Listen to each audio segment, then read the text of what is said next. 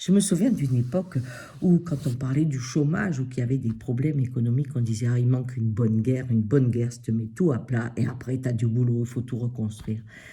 Et chaque fois, cela me fendait le cœur, c'est le cas de le dire, et je disais rien quand c'était des gens qui étaient très proches ou la génération très proche de la guerre. Mais quand c'était quelqu'un de mon époque, je disais: «Mais tu parles comme un perroquet, t'as pas lu, t'as vu la guerre, ce que c'est?»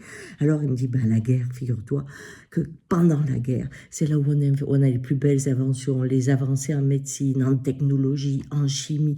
La guerre», il me dit, «ça fait avancer». Ah oui, j'ai dit: «Donc si tu veux chez toi, la destruction, eh bien, ça permet le progrès». Ah, il me dit: «Voilà, c'est tout à fait ça».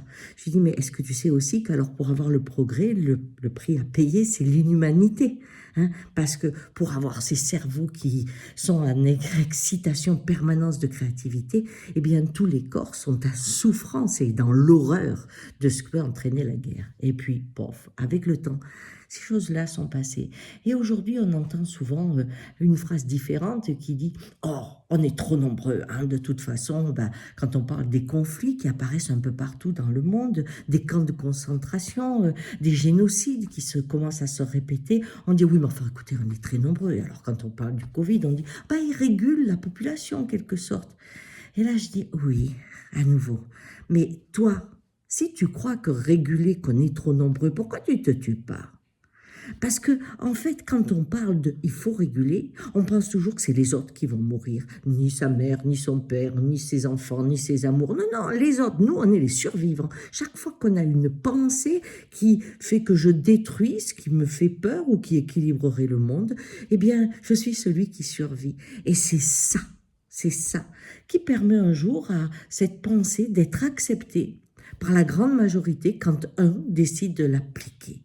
Voyez-vous, cette façon de se dissocier de l'événement et d'être toujours le survivant.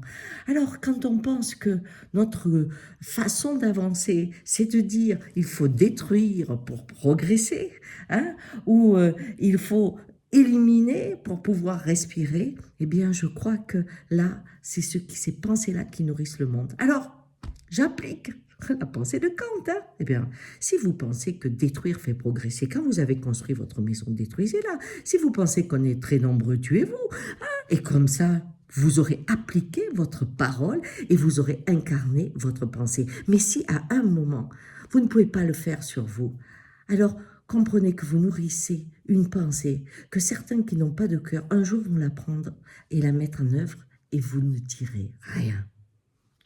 Allez, bonne journée. C'était Révolution aujourd'hui.